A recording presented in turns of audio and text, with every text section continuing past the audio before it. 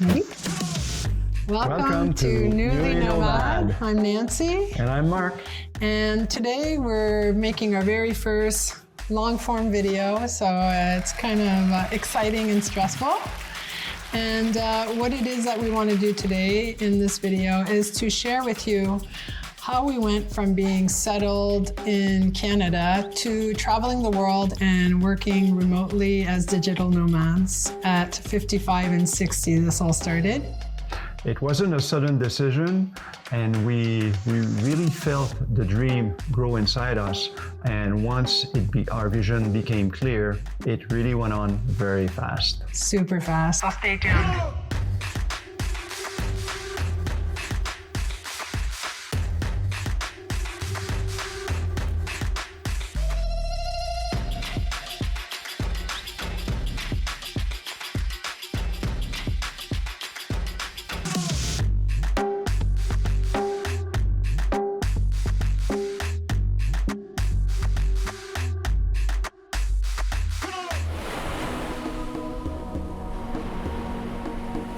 So where it all started, it started from scratch, from nothing.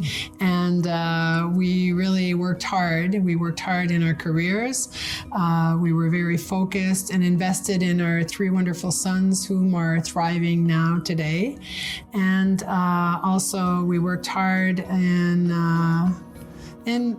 everything, and nothing came to us easily. Everything we owned and we worked hard for. And we're blessed. We have some energy and some talent, and we use that talent to build 5 houses.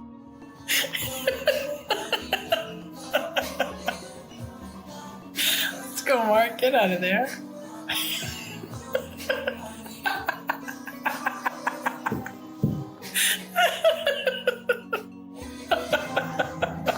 I guess I'm sleeping alone tonight.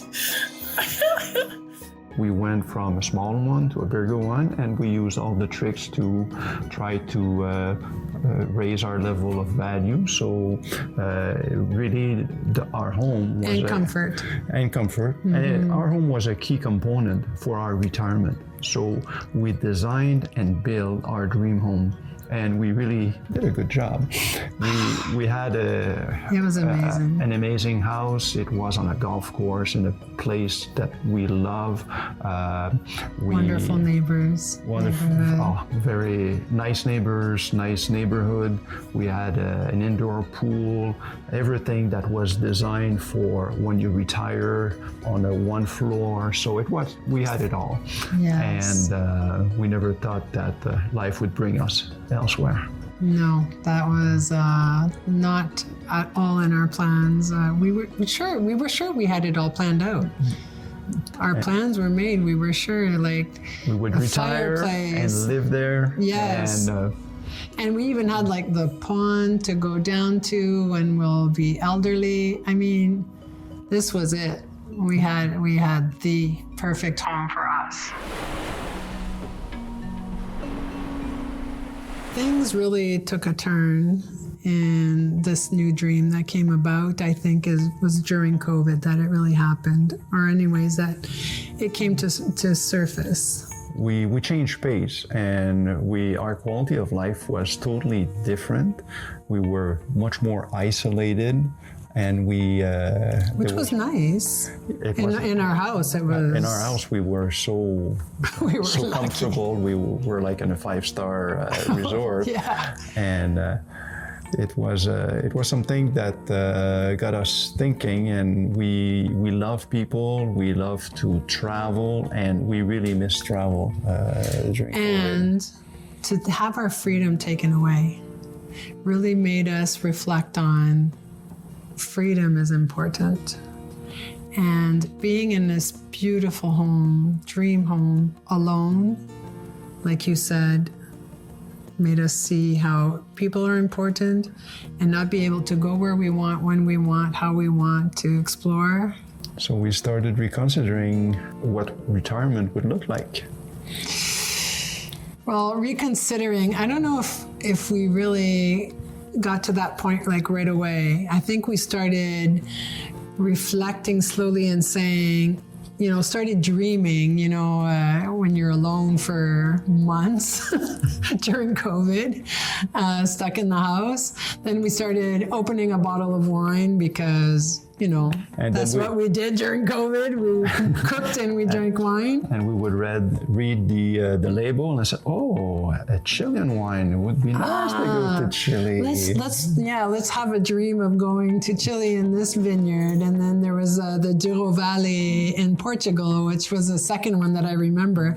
And that started feeling like this would be fun. This would give us a purpose of where to go and travel and so I think it sparked like that. Yeah, and on top of it, the opportunity was there because we were allowed and it was encouraged and we had no choice to work remotely. And fortunately, I was able to work remotely. So I as well as a teacher, which was never seen before. Yeah, so really this is, all the conditions were there. So we love traveling.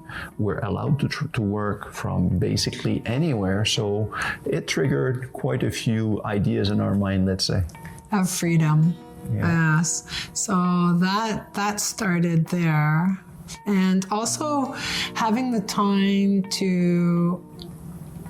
time, which we've never had in our life, taking walks and reflecting and nowhere to go. I mean, like usually we were always go doing something. And now we had to just sit and just be still and hear our inner voice, I guess.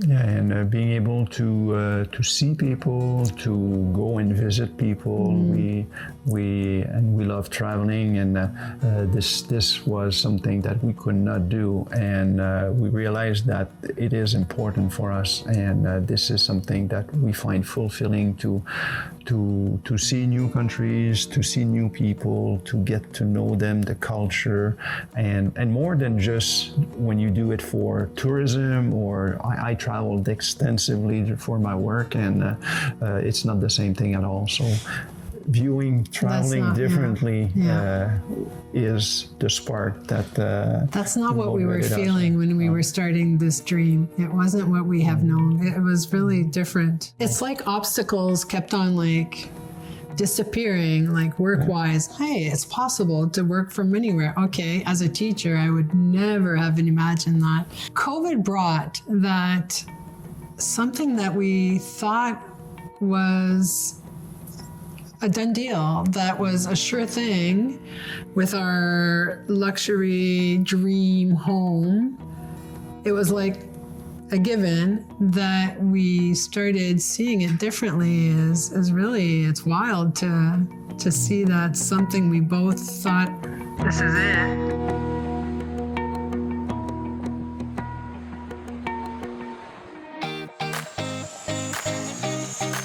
As soon as it was possible and that some countries were allowing to visit, we got our vaccination. So really it was our passport to travel. You had to get all the vaccines. So we got that and we went to Costa Rica. That's the first place where we went. Costa Rica, we said, okay, let's go test this out. Having the house and trying to find somebody for the pool and what was urgent, and going to live as nomads because we could do it. Our jobs allowed it, and the schools were not reopened. Your office was not reopened. So we're like, okay, let's go test this out. And yes, one of the countries that were allowing it was Costa Rica.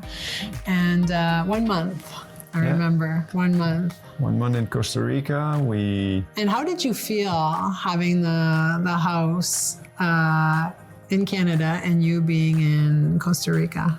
It was, the feeling is like it's always on the back of your mind. Is everything okay? And it was in the winter and there was a lot of snow, so you have people coming take care of the house, but you have someone to check inside if there's no water leak or something like that. So it's not a total freedom because you still have that place that you have to look after. So I have to say that it was in my mind.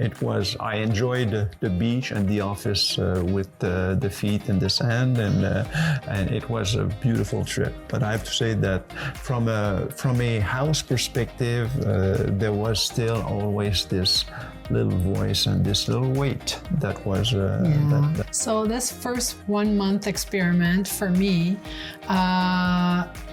made me realize that my biggest stress traveling as a nomad was Wi-Fi. And Wi-Fi in Samana, which was a beach town, was not good.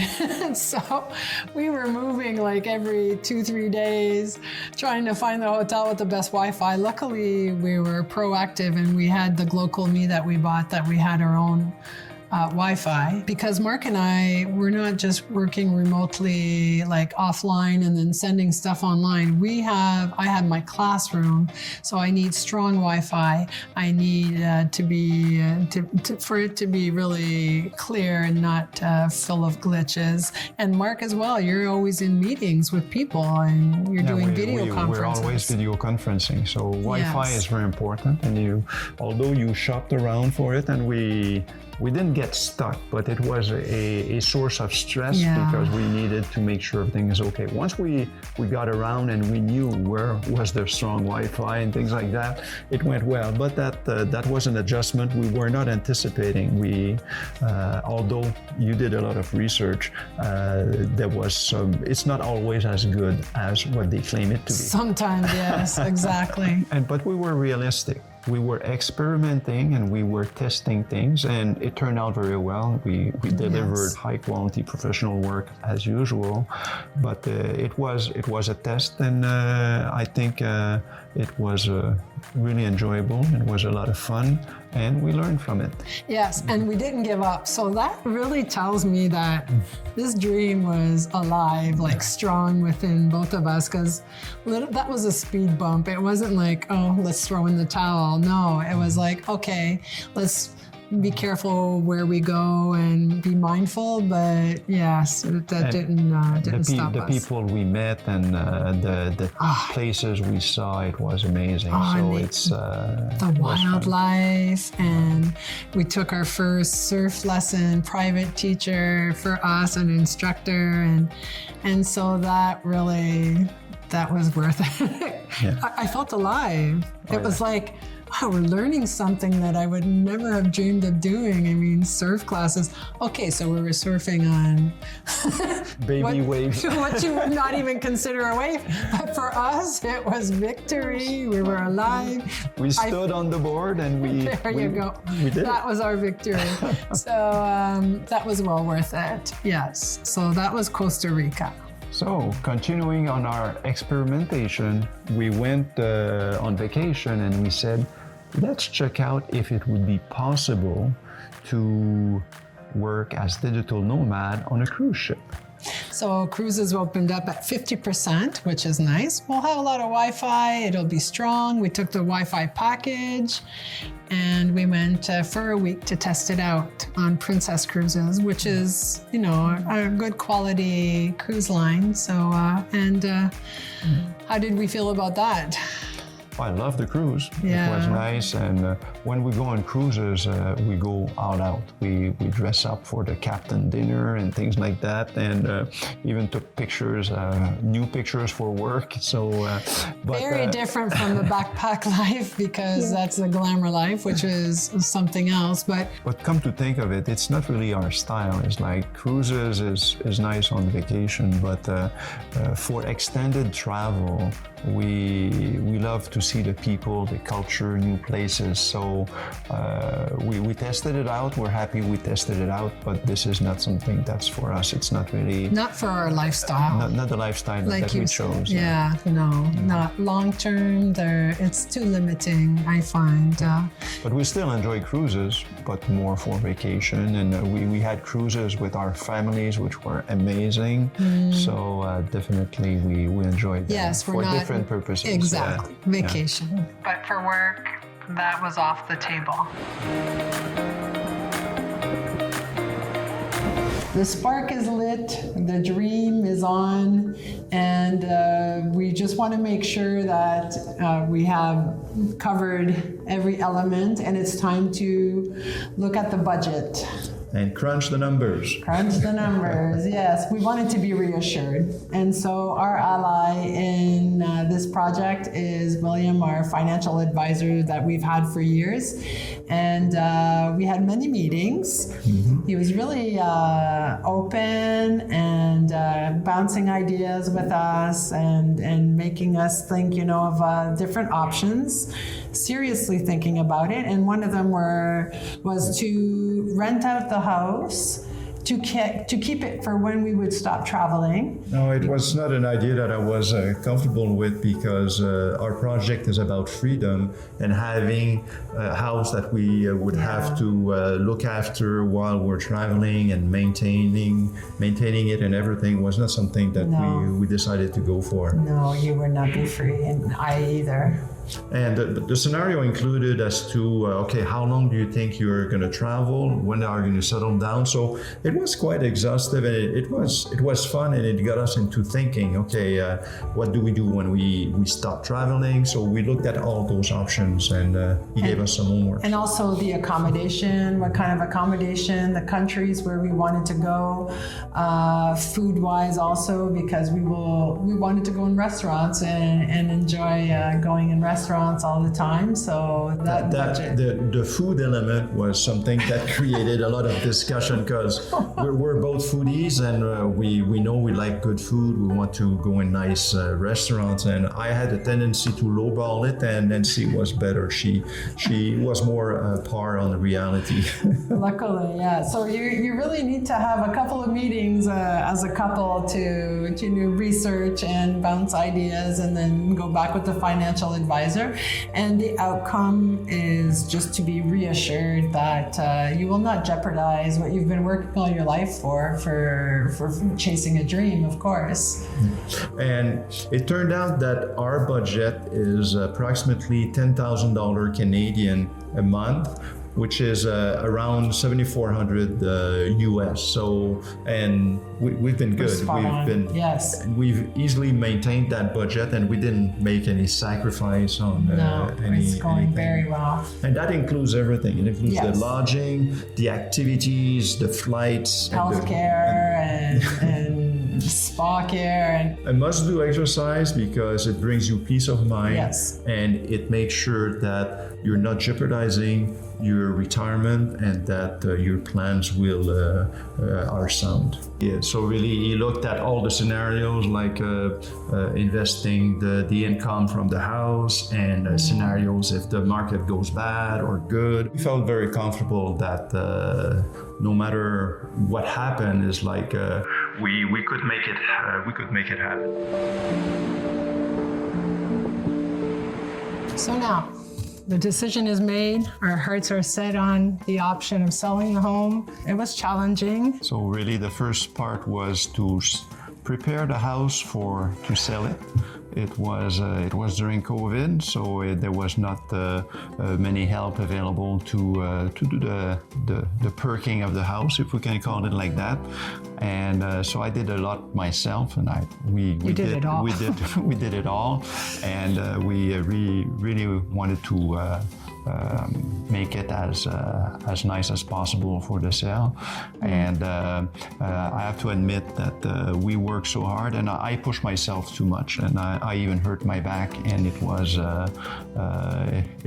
not fun, because I felt I was limited, and it was worrisome for Nancy. I was scared. I was scared at that point, because seeing Mark suffer, pushing himself, and also, worried because our plan was to leave with a backpack. So back pain, and doesn't add up. And so that was scary, and we plowed through. I don't know. I guess we were set on this goal. We did all the series of vaccines and shots that we needed to travel the world, like yellow fever, and we got rabies, and we got, everything that was required to travel freely around the world. And my body, my system, that was too much. So I just got exhausted. I just felt drained. I had no energy. It was really, really hard on me physically and mentally too, to see I had no energy to be myself. Yeah, we're used to be going at a fast pace and have full of energy, so it was not the same feeling as usual. But we were driven. We really wanted to make it happen, and we did. And so selling the house was demanding, and Nancy was doing some staging. We even put it on the listing ourselves. We worked really hard. We had some excellent people interested, but during COVID it was tough to have it visited, to market it the way that we wanted, and it was not just selling the house, we were selling all the content of it. So but the content, we had to wait until the house was sold, because you can't sell an empty house. So it was like we were pushing to sell the house, and we knew we had to sell everything. So we were talking to the children like, this is coming, if you guys have stuff in the house you want, start saying that what you want. So because once the house is sold, we had to move into action. So like selling all the tools, and giving first like Nancy said, she I was well equipped because we built the house ourselves, and we did 5 houses you built. Yeah, so I like to do. I'm a perfectionist, so I had all the tools to do the things right. But it allowed to have a good result. But I had so much tools, so luckily the kids took a lot of them, and the rest timing was right we for sold that, or gave to some friends. And but the challenging part was just 15 years in the same house. You accumulate a lot of stuff when you have a huge house. So just the closets alone, I think we gave at least 10 or 12 bags of clothes away and to the more needy and not person. Because we're a fashionista, it's because accumulated things over the years. We were including the pool area and things like that. We had close to 7,000 square feet of living space, and we downsized to put all our stuff, our mementos, and my hockey equipment. That was it fit now in a 10 by 12 room. So we had a lot of discipline. We have discussion. What do we keep? What we don't keep? But it turned out very good.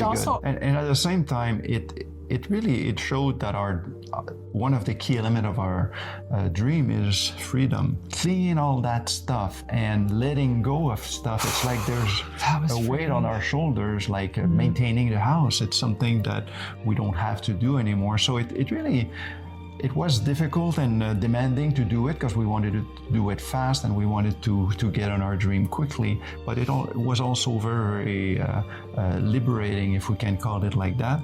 And then we also thought about, okay, we need to get our affairs on order. So that part helped us, because you don't want your family, you don't want to accumulate all these things and leave that to your children to take care of. And so we felt good about that, because we gave a lot of stuff to the children. They picked what they wanted, the furniture, the tools, and there was no fight. Everybody was happy. There was so much stuff that they had a good choice.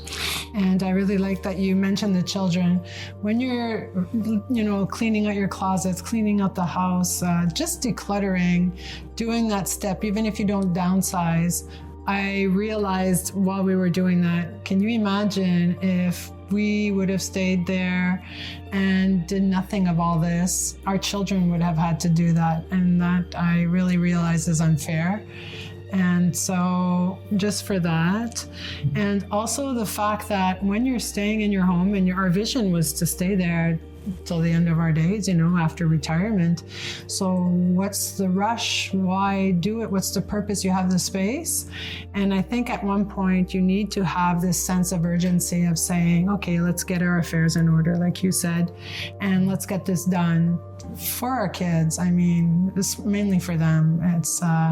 Yeah, I would say a lot for them, but also for ourselves, because it's a new journey, a new life. So we're turning the page and we're going onto our new journey. So I felt that when we did it, and also updating the will, making sure that the things are okay, looking after the insurance before we go. So there was all these things that we reflected on, and it was really helpful and freeing. I think you said the right word. Freeing, and you, like you said, you have to go through the process to feel the feeling, and it's worth it. It's worth it. And if you just make that baby step in preparing your retirement, I think that would be a very key element. A key start. Yes. Yeah. To summarize, it was liberating. It was demanding.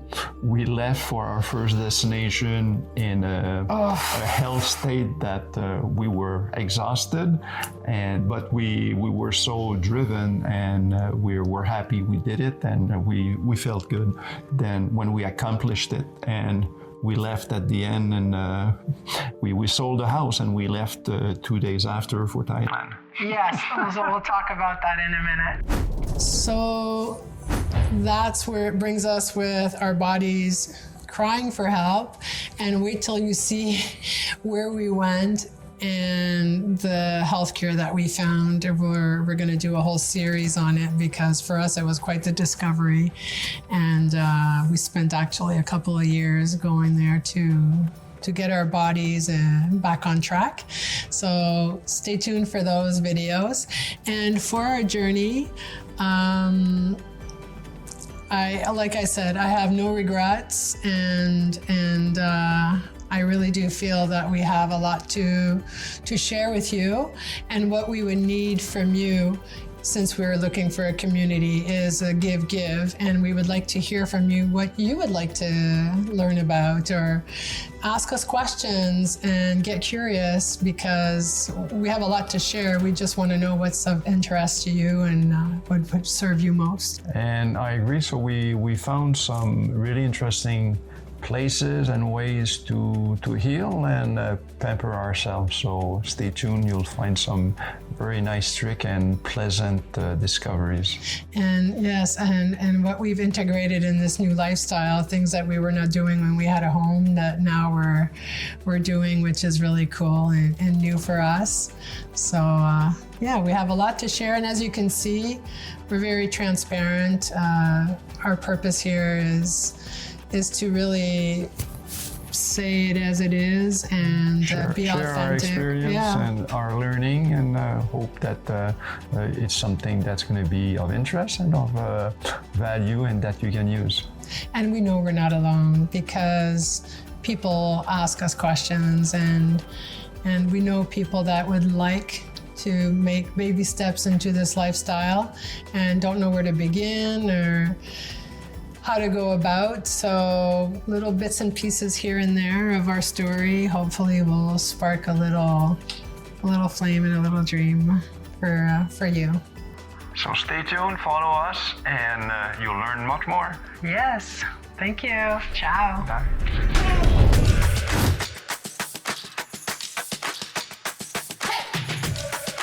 Subscribe to Newly Nomad and join us in exploring freedom, health, and adventure across the globe, because it's never too late to reinvent your life.